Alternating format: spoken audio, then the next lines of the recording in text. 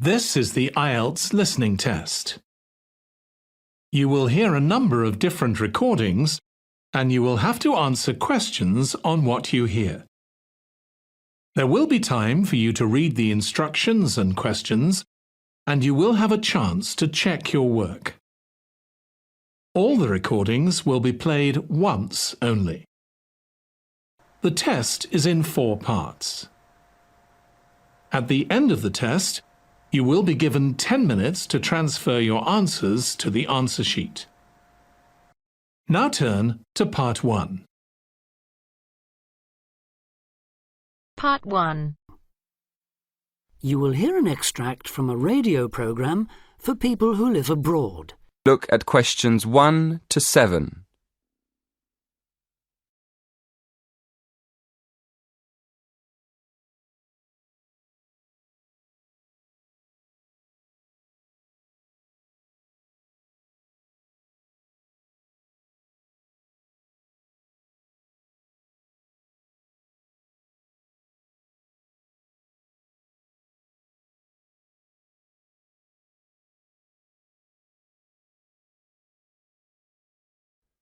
Now we shall begin. You should answer the questions as you listen, because you will not hear the recording a second time. Listen carefully and answer questions 1 to 7. You're listening to Expat News, a weekly broadcast for the English-speaking community in this great city. In today's programme, we'll be hearing from Tom O'Hara, who's going to tell us about all those different associations you can join. Tom. Good evening. Yes, in a city with so many of its residents born outside the country, it's hardly surprising there's such a huge range of expatriate clubs and societies. And many of these, of course, are aimed at English speakers. So, first and perhaps most obviously, we have the sports clubs, which in some cases field teams in things like rugby and tennis that compete against clubs in other parts of the country or even abroad. You don't have to play at this level to have fun, though. They can be just a great way to do some exercise and, of course, to get to know other people, especially if you're new in town. The same can be said of the many hobby and interest clubs that have sprung up here. Everything from landscape photography, such as the Viewfinders Club in the Harbour District, or Focus on the Airport Road, to old favourites like stamp collecting. Remember that this country has a long tradition of unusual and perhaps even eccentric societies, so there should be something for everyone. A place where you can meet people of different nationalities with the same social and/or cultural interests as you. For those who may be interested in rather more than just friendship, there's a wide range of lively social clubs. Several singles associations organise dancing of various kinds, while for people in a real hurry, there's speed dating, in which everyone talks to everyone else for just 5 minutes. Then, at the end, they decide which of them they would like to meet again by ticking their names on a list. In complete contrast to these are the many religious associations, reflecting the diversity of faith groups present in this multicultural city. Many of them, of course, have their own places of worship. Perhaps also of interest to those who've come here from other parts of the world are the international and cultural societies. These often provide a meeting place for people from a specific country, China, for instance, and particular ethnic groups, such as Afro-Caribbeans. As in other major cities, we have here local branches of many charities with names familiar around the world. Meetings of human rights organisations like Amnesty International are held regularly in English, as are those of environmental groups such as Greenpeace. All funds raised, by the way, go to the same kinds of good cause as they do in other countries you may have lived in. Inevitably, perhaps, there are also the political clubs, often connected with a particular party and, indeed, a particular country. So we have, for example, a local association of Republicans linked to and campaigning for that party in the US, and Liberal Democrats here doing the same for their party in Britain. Finally, on a lighter note, there's plenty to choose from in the performing arts. Whether you enjoy taking part or just watching and listening, you can take your pick from a whole range of groups. To take just a couple of examples, there's light opera at the Memorial Hall in the city centre, or a very lively amateur theatre company in the Park District. In summer, they give open-air performances of Shakespeare plays, free of charge. Before you hear the rest of the conversation, in the exam you will have 20 seconds to look at questions 8 to 10.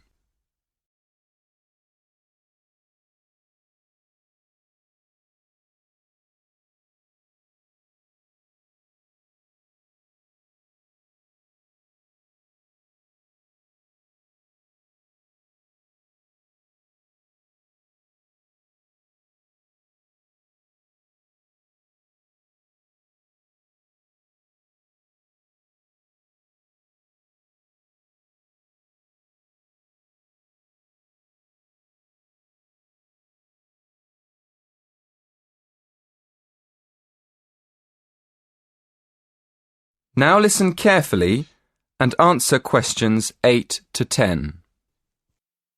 I should mention at this point that clearly some districts have a higher concentration of English-speaking clubs than others, and that certain parts of town tend to specialise in particular activities. An obvious example would be the number of water sports clubs down near the river. Whatever the number though, they usually have one thing in common.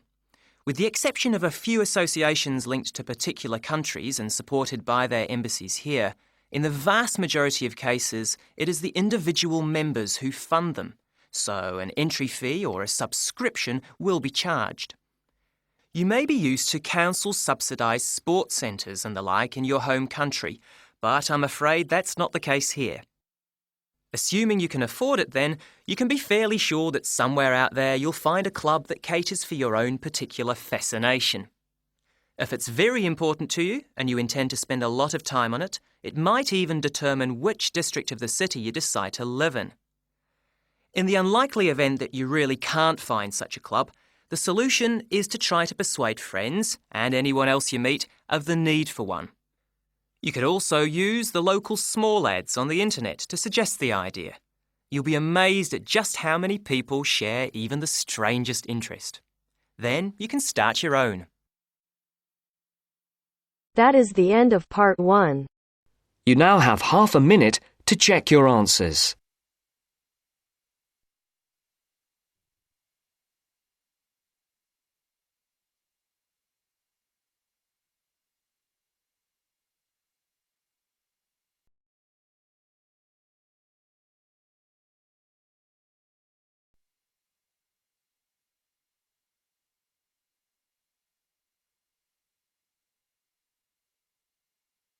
Now turns to part 2.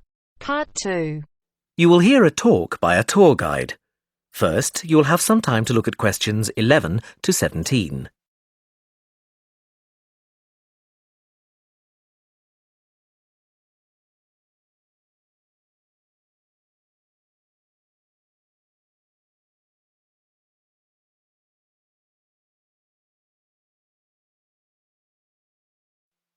Now listen carefully and answer questions 11 to 17. Welcome to San Fernando City Tours. I'm Mark, your tour guide. We have a lot to see in 3 hours, so make sure you're comfortable. We'll be traveling into the historical district first, and then into the town center. After that, it's out to the harbor, and we'll finish up at the lighthouse, just past the harbor. That will take us up to midday, and after that, you're free to do what you want. At the lighthouse, you'll have a chance to visit the tea room and take photographs of the magnificent coastline. Now, as we have only 3 hours, we won't be able to take you around the shopping district, but we think you'd prefer to look around the shops there in your own time anyway.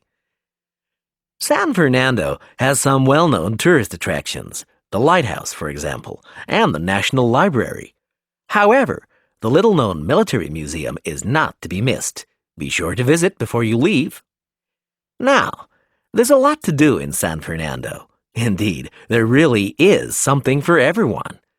For those who love the water, I can recommend a trip on the Seafarer, one of the most famous boats on the San Fernando River. It does an evening trip with a 3-course meal included. It's great fun for everyone, but especially for young people in their teens or 20s. After 9, there's a disco on the boat, and it gets really lively. Then there's a climbing wall near the town center. It's incredibly popular, with a large wall for expert climbers and a smaller wall for novices. There's a junior wall and a creche, so it's a great day out for those of you with kids. And if you like walking, there's some great walking tours. The City Sights tour is highly recommended, as is the walking tour by the coast. But that one's only for the fit, not really suitable for children or the elderly. For more mature people, or those less able to get around, I would suggest a tour around the vineyards. It can be done in the luxury of a coach, and it's a wonderful way to explore the region's wines. Before you hear the rest of the talk, you have some time to look at questions 18 to 20.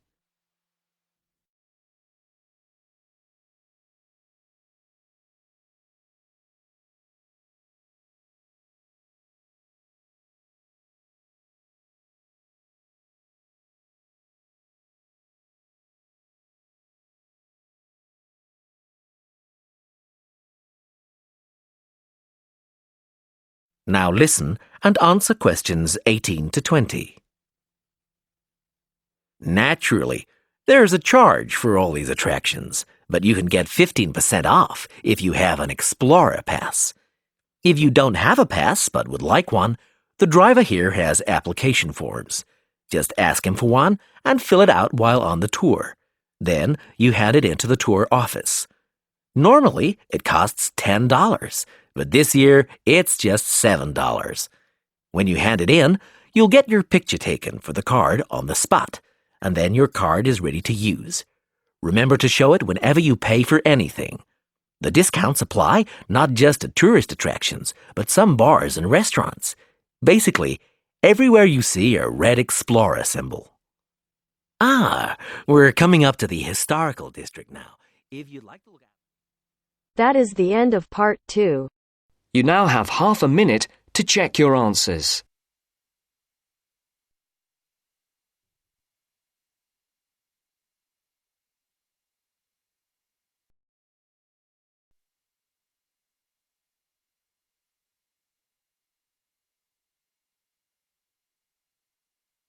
Now turns to part 3. Part 3. You will hear a dialogue between two students, David and Jim.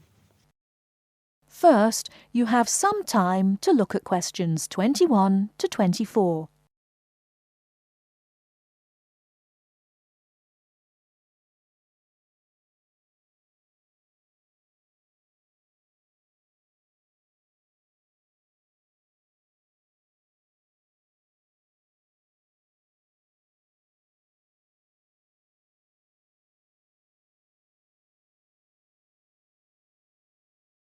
Now, listen carefully and answer questions 21 to 24. Hi, Jim. Hi, David. I'm glad I found you. I've got a topic for our presentation next month. What is it? I thought it would be a good idea to talk about glass and how it's recycled. That doesn't sound very interesting.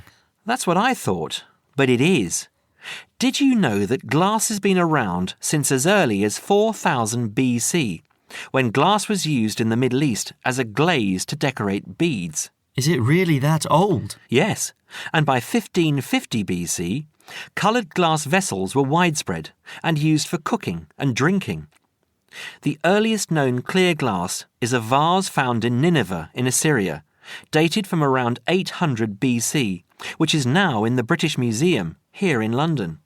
You know, I think I've seen that. I was at the British Museum a couple of months ago with Lisa. We don't realise how valuable glass was. It wasn't used widely back then. Until the 18th and 19th centuries, glass was very expensive and was used for limited applications, such as stained glass windows for churches. Large-scale glass manufacturing began with the Industrial Revolution, with the mass production of glass containers beginning at the onset of the 20th century, and glass light bulb production automated in 1926. How expensive? I don't know. But nowadays glass is much less expensive, and is taken for granted as a packaging material, in addition to its use in windows and other applications. Do you know what glass is made from? New glass is made from a mixture of 4 main ingredients: sand, soda ash, limestone and other additives. These additives include iron for colour, brown or green, chromium and cobalt for colour, green and blue respectively, lead to alter the refractive index, alumina for durability, and boron to improve the thermal options. Annually, total glass use in the UK is estimated at around 3.6 million tonnes. Before you hear the rest of the talk, you have some time to look at questions 25 to 30.